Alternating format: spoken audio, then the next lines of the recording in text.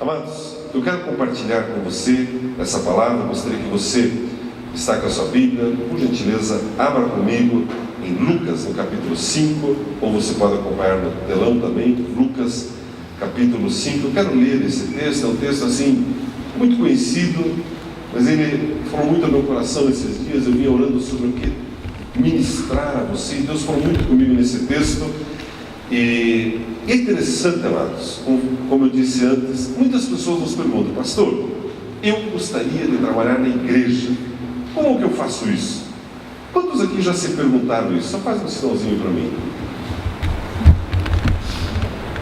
Você já perguntou, você está vendo assim, o papo já perguntou, várias pessoas. Eu quero conversar um pouco com você sobre isso.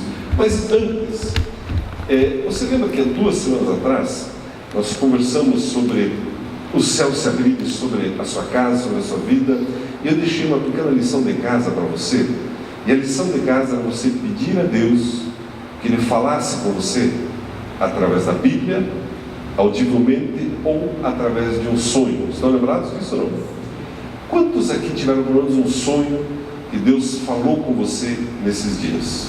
1, 2, 3, 4, desse lado 5, 6 atrás, 7, 8 lá em cima, umas 8, 10 pessoas.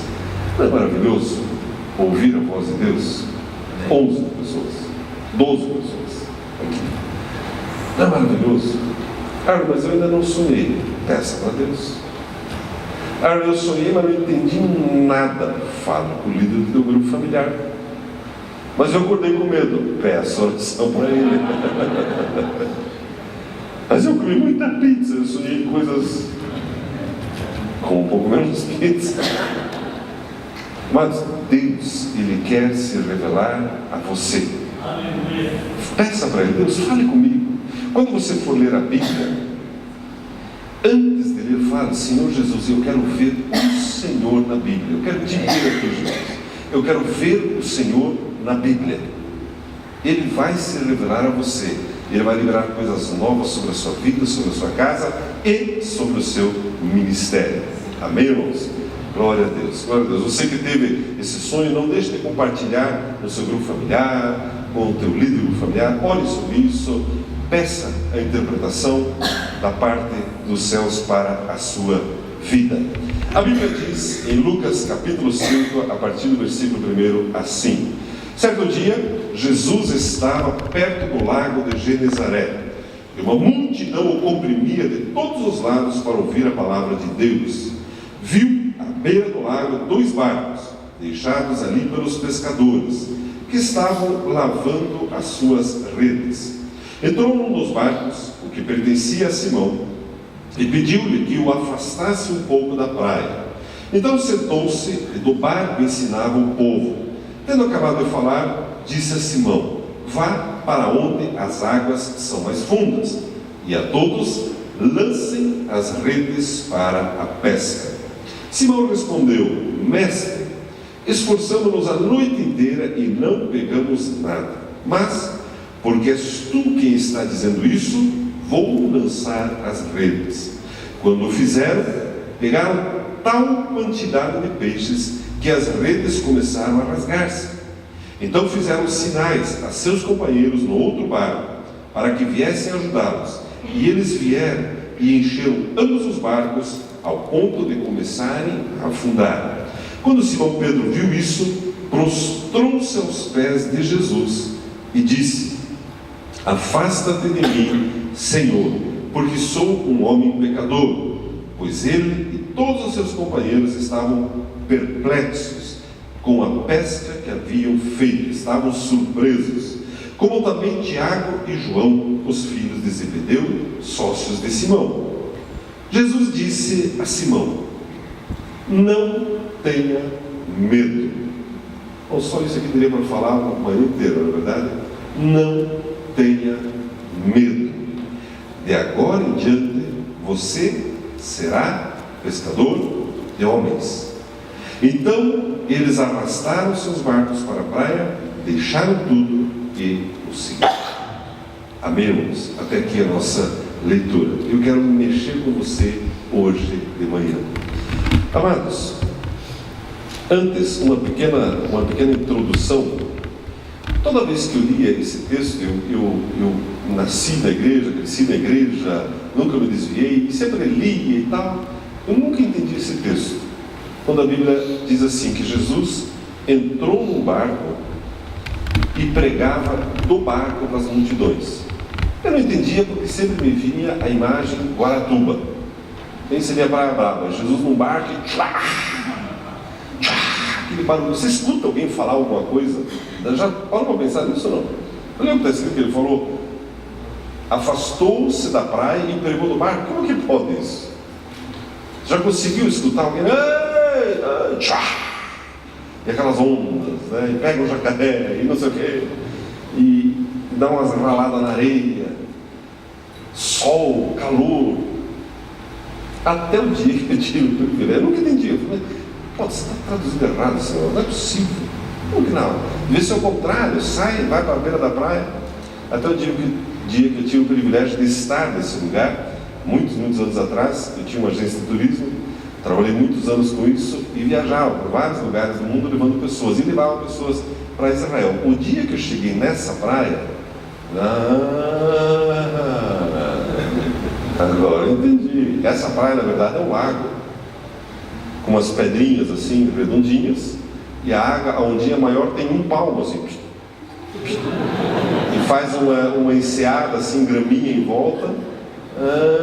Mas eu me realizei aquele dia, todo mundo tomando banho, olhando, foi assim, Jesus, Senhor. Agora eu entendi.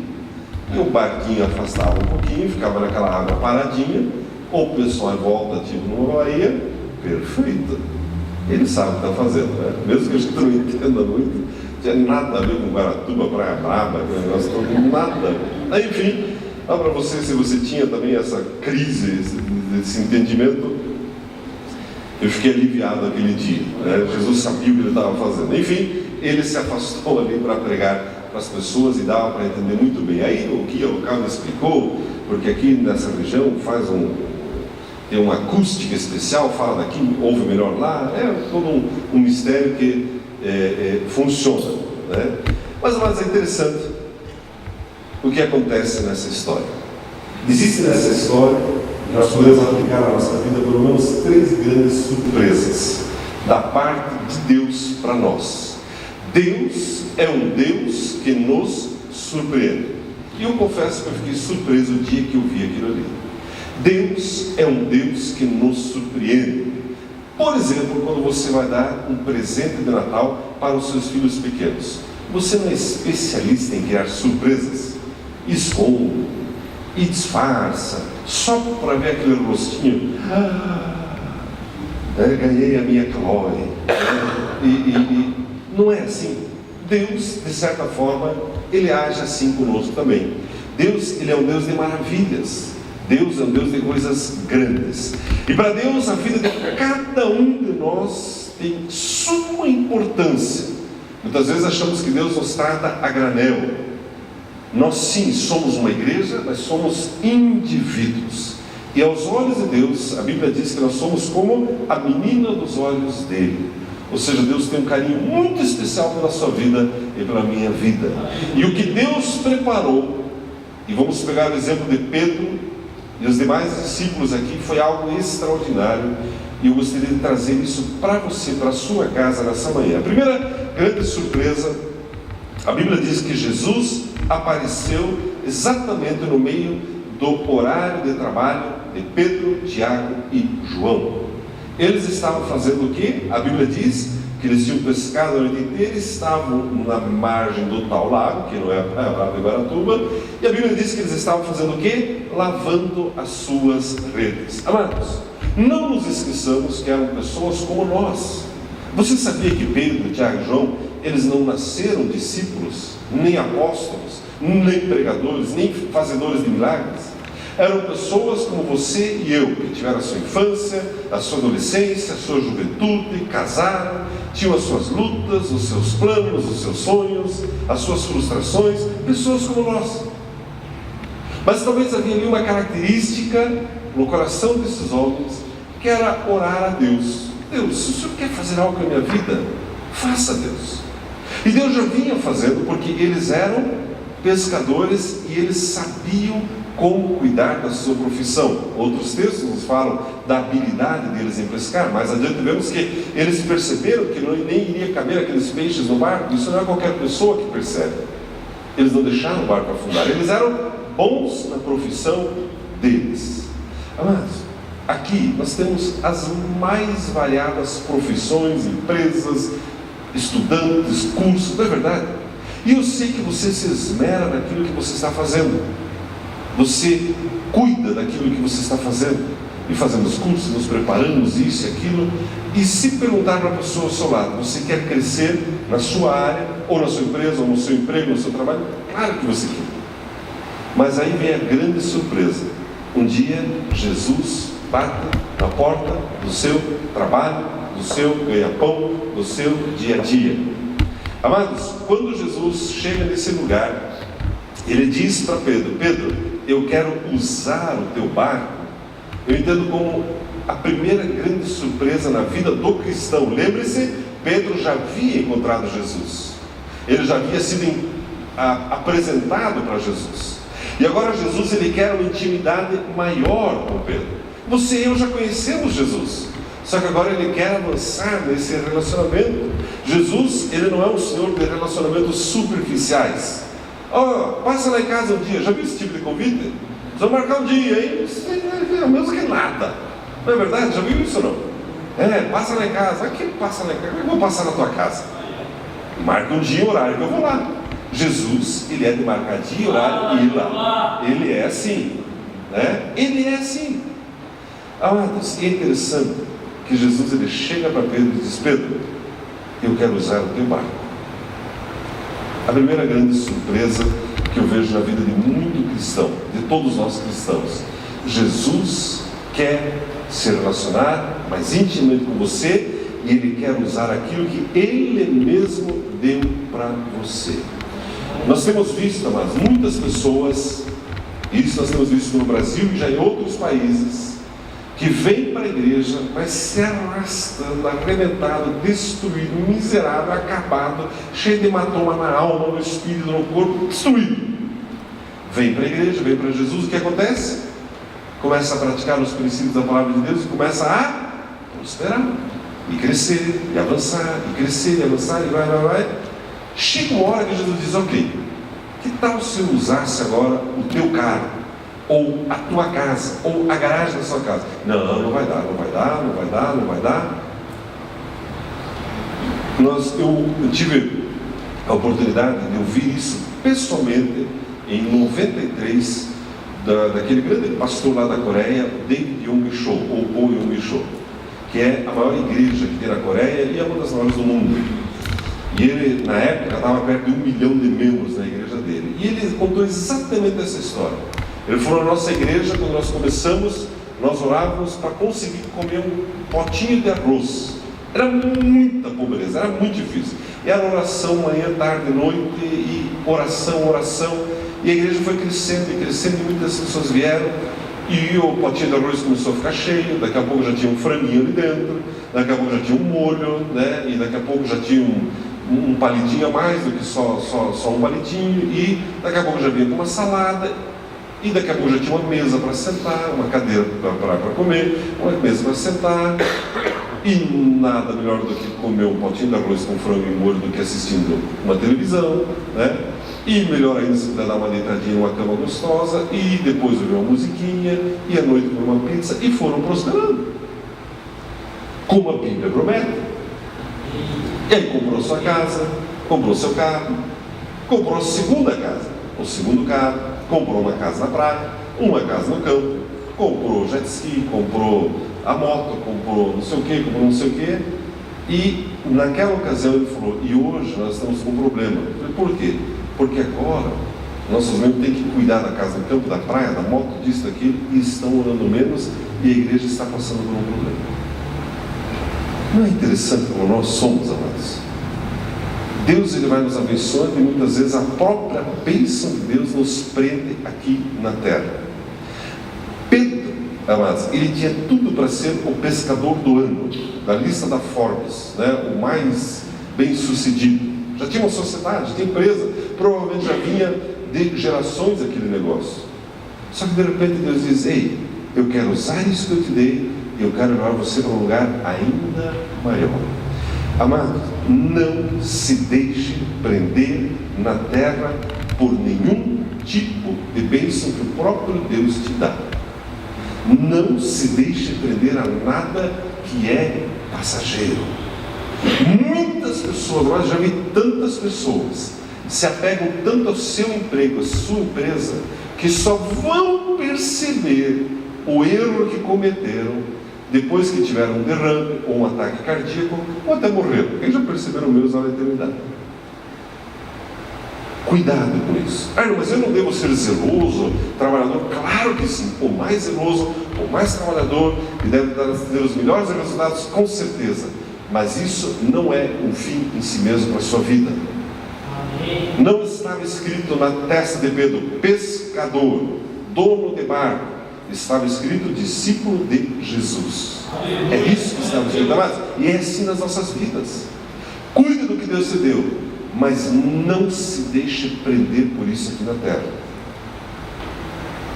A primeira surpresa: Jesus quer usar aquilo que Ele deu a você. Faça o seguinte: entregue para Ele. Entregue para Ele. Está indo bem, não está indo bem? Entregue para Ele. A tua casa, o teu emprego, a tua empresa, o teu negócio, entregue para Ele. Mas é interessante que Jesus usou o barco com um propósito: de abençoar outras pessoas. E aqui eu quero dar uma pequena dica, um termômetro para você saber se é Jesus que está pedindo algo para você. Eu não sei, será que Deus está pedindo? Não. Se isso que Ele está pedindo é para abençoar outras pessoas, entregue. Vou dar um exemplo simples. Vai ter um retiro de adolescentes. Adolescente e tem um retiro de jovens. Sempre precisa de carona. Não é verdade? Por que você não pega o seu carro e diz: olha, eu vou levar um grupo deles comigo? Não vai abençoá-los? Vai. E também vou buscar eles lá. Não preciso voltar de princesa dos campos, né? Vou buscá-los. Mas está chovendo, tem lama, vai sujar o carro, come pizza e come McDonald's. Dê para Jesus. Entregue para o Senhor Jesus. A primeira grande surpresa da vida do cristão é que Jesus, Ele coloca a gente numa posição um pouquinho desconfortável. Sabe que eu dou ou não dou?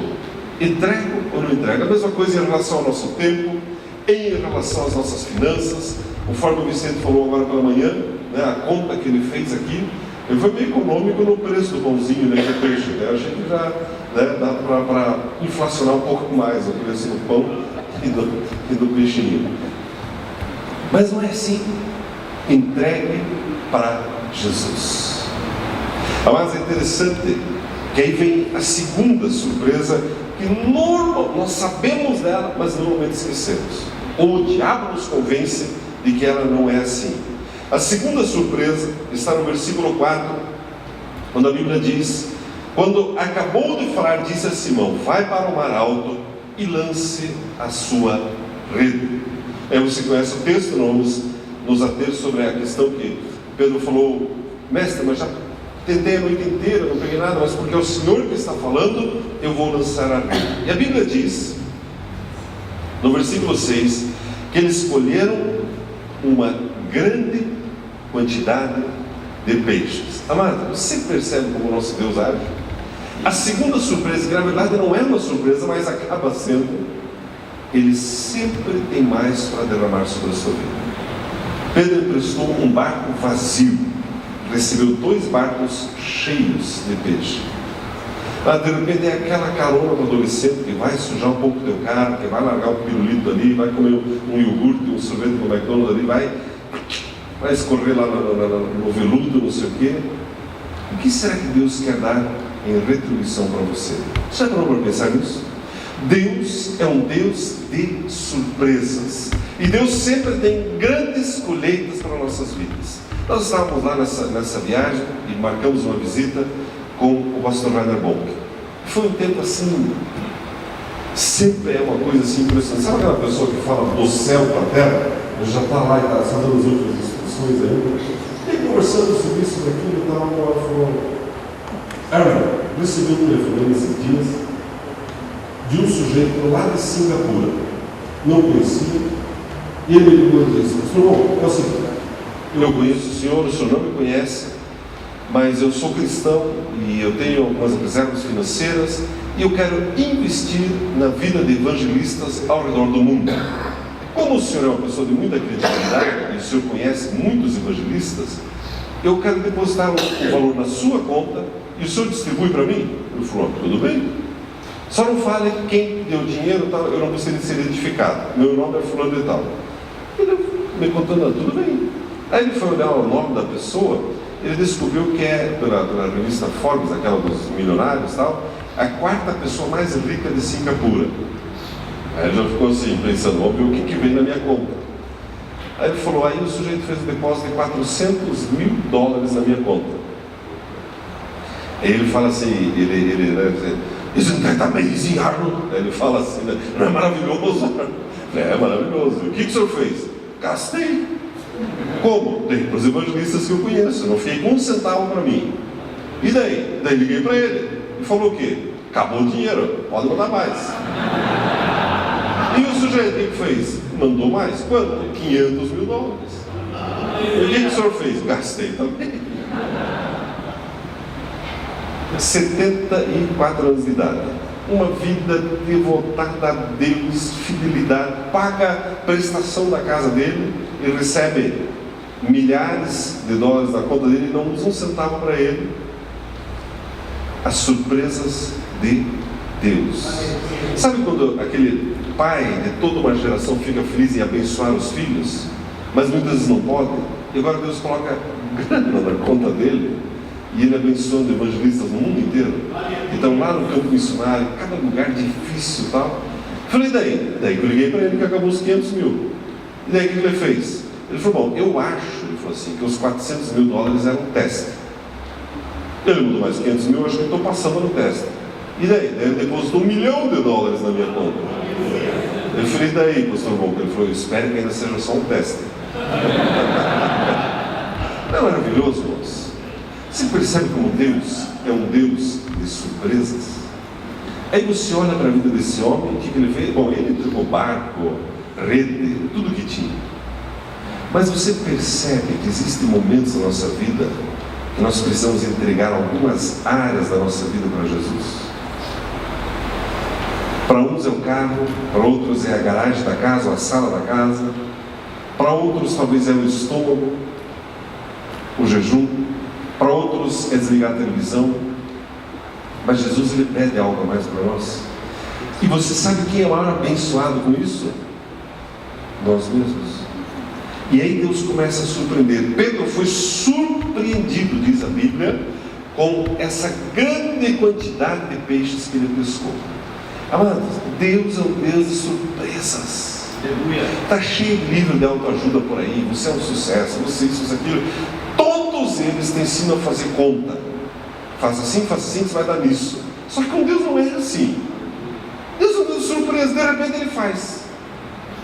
E você começa a ser atropelado pelas bênçãos de Deus. Amados, o que eu quero dizer a você nessa manhã? Aquilo que Jesus está pedindo para você, entregue a Ele. Dê para Ele. Ele quer surpreender você. A Bíblia diz que Pedro colheu os peixes. Não diz que ele criou, deu raçãozinha para eles, esperou tudo, e daí foi lá e pegou. Tampouco diz que ele foi sorteado nos peixes. Você ganhou na rifa dos peixes. Pare de comprar rifa, irmão. Não, o professor Pedro jogou na loteria e ganhou e comprou. Ele simplesmente colheu os peixes. Tampouco roubou os peixes. Deus me abençoou, né? Tive acesso a uma carga roubada, mas eu comprei baratinho, pastor. Não faça isso, irmão. Mas não tem? Eu vou dar uma bênção, irmão. Tomou um caminhão, tá certo que o motorista morreu, mas era cheio de carne, ela deu bife para o ano todo. Não é assim. Não é assim que Deus faz. Deus, Ele tem grandes bênçãos e provisão abundante para a sua vida e para a minha vida. Só que as surpresas são ainda maiores, porque o melhor estava para acontecer.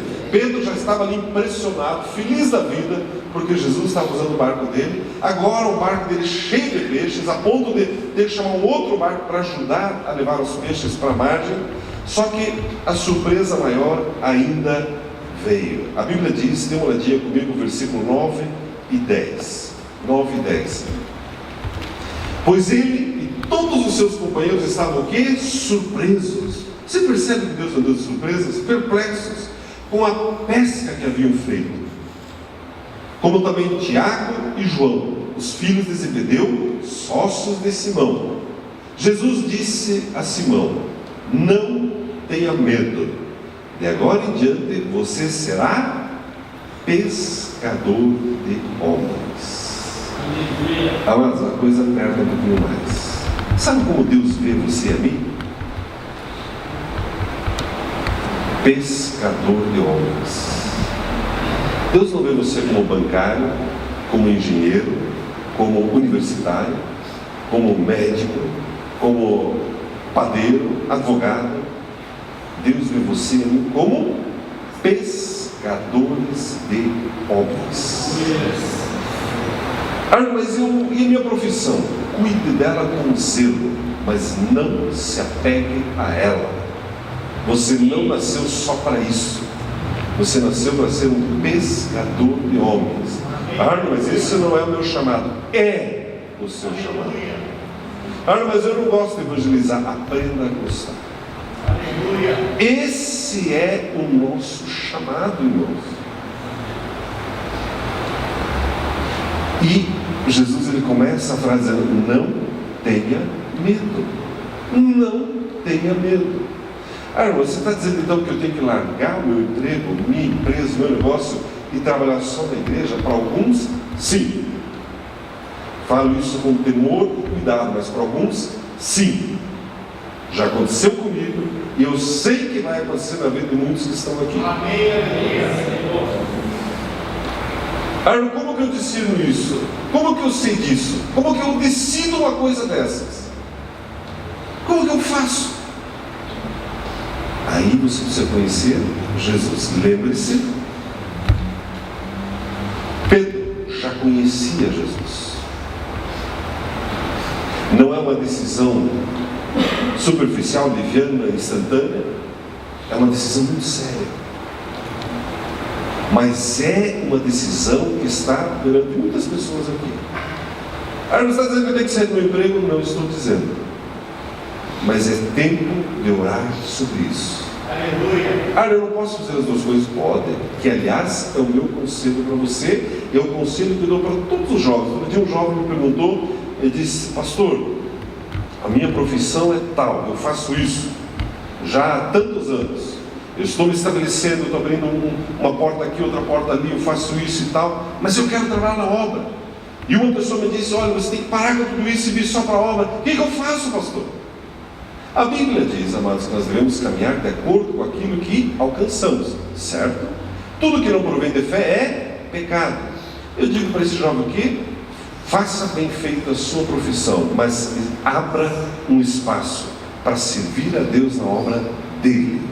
Como que uma pessoa vem trabalhar na obra em tempo integral? Uma das melhores maneiras, amados, é começar a se envolver em uma e outra área, e essa área começar a crescer e florescer de tal maneira que você se torne imprescindível para a igreja, para estar ali, a ponto da igreja dizer: ei, venha trabalhar conosco, venha fazer só isso.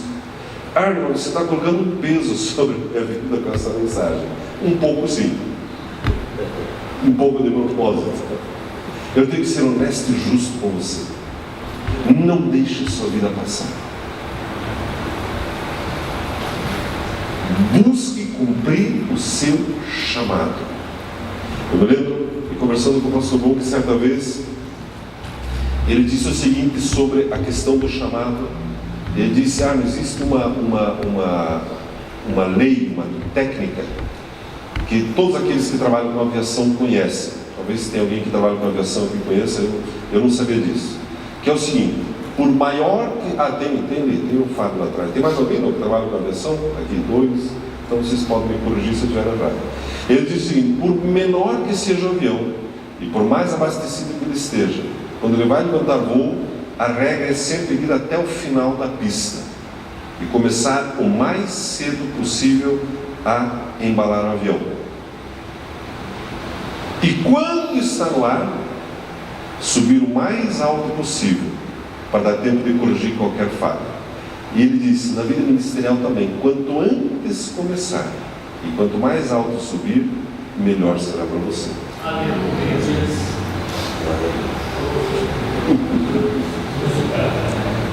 Amados, Deus tem sonhos grandiosos para a sua vida. Mas todas as pessoas aqui vão trabalhar só na igreja, eu não sei, quem sabe? Seria uma boa, não seria? É bom trabalhar na igreja, a obra de Deus. Mas uma coisa é certa, Deus, nós precisamos orar mais acerca disso. Deus, o que o Senhor quer que eu abra mão para me dedicar mais à tua obra? Existe um mistério no tempo, na vida de cada um para isso. Existe o relógio de Deus. Tudo isso. Mas existe uma busca interna no seu coração que não pode parar. Deus, me levanta com autoridade em alguma área da igreja, no teu reino, Deus. Me levanta com poder e autoridade. Não deixa, amado, esse ano passar em branco. Por exemplo, foi feita propaganda, falado sobre a ETM-TV. Amados, faça ETM. Dê passos concretos na direção do seu chamado. Mas eu vou ter que ir 2 vezes por semana, olhar na televisão, você está aqui. É exatamente. E mais um ano depois de se exumar. Mas você não será mais a mesma pessoa. É interessante, amados, e eu quero concluir, que nós vimos 3 surpresas. A primeira, Jesus, ele quer mais intimidade com você e comigo. A segunda é que ele tem bênçãos ainda maiores para derramar sobre você. Quantidades exageradas de peixes, de abundância de favor. E a terceira, ele chama você para a obra dele. Se é 100% no tempo integral, ou se é uma parte do seu tempo, entre aspas, não importa, mas ele chama você para participar do projeto dele. Ele chama você. Você não está na igreja para simplesmente vir na igreja domingo após domingo, ou no grupo familiar. Você está para fazer diferença no reino de Deus. E aí vem agora a quarta surpresa. E sabe qual é a quarta surpresa? Que não é uma surpresa, mas é uma surpresa que não é, mas é. É a surpresa nossa para Deus. E a surpresa nossa para Deus você encontra no versículo seguinte, versículo 11. Qual foi a surpresa? Coloca ali 5:11, por gentileza. Eles então arrastaram seus barcos para a praia, deixaram tudo e o seguiram. É a surpresa daqui para lá. É a surpresa que Pedro, Tiago e João fizeram para Jesus. Largaram tudo e seguiram a Jesus. Não é interessante? Você não quer surpreender Deus também?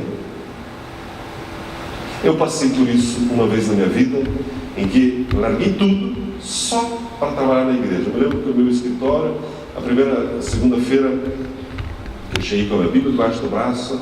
Nós ainda tínhamos um prédio alugado lá na Água Verde. A aba tinha 3 anos, 3 para 4 anos, estávamos começando. E o meu escritório, a minha mesa, era em cima de onde as mães tocavam a fralda do neném no domingo no berçário. Ali era o meu escritório. Uma alegria, amigos.